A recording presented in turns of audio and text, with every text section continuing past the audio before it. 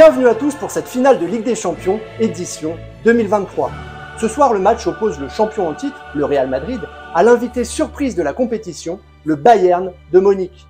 Le grand Real, qu'on ne présente plus, grand favori, emmené par ses deux ballons d'or, Benzema et Modric, et en attaque sa pépite, Vinicius. En face, le Bayern de Munich fait sans doute office de petit pousset face à l'ogre madrilène. Pourtant, depuis la phase de poule, cette formation nous a montré qu'elle n'avait peur de personne, et il est certain qu'elle jouera son va-tout pour décrocher sa première étoile. Sur place, à Istanbul, nous retrouvons notre consultant foot, Jean-Pierre Salami. Il décrypte pour nous la stratégie de cette équipe bavaroise. Jean-Pierre, c'est à vous. Et oui Patrick, à quelques minutes seulement du coup d'envoi, on sent monter toute la ferveur dans les tribunes du stade Atatürk, où de nombreux supporters du Bayern ont fait le déplacement. Comme prévu, l'entraîneur Karl-Heinz Nicker a choisi de reconduire son fameux 4-2-3-1, stratégie gagnante jusqu'ici puisqu'elle lui a permis de déjouer tous les pronostics et d'atteindre la finale. Dans les cages, c'est l'expérimenté Paulo Benco qui s'opposera aux assauts madrilènes.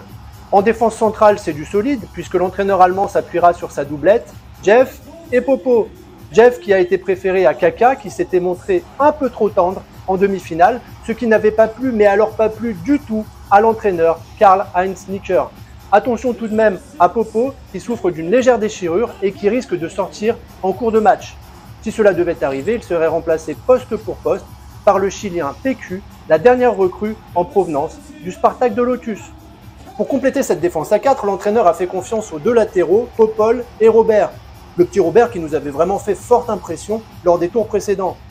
Popol et Robert, donc en véritables pistons, devront coulisser dans leur couloir et se projeter le plus rapidement possible vers l'avant.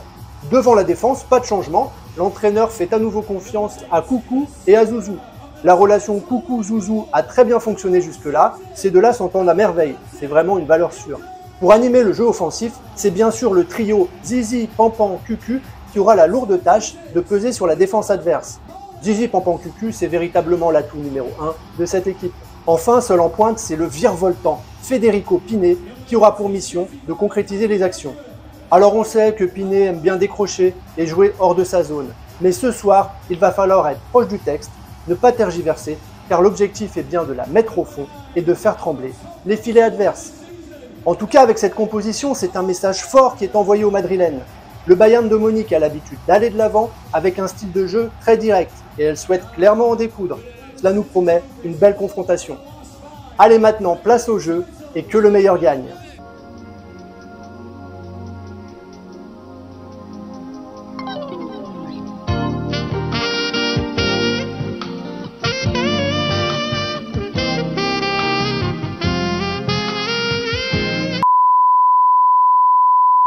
C'est pas les bonnes images, les gars, c'est pas les bonnes images.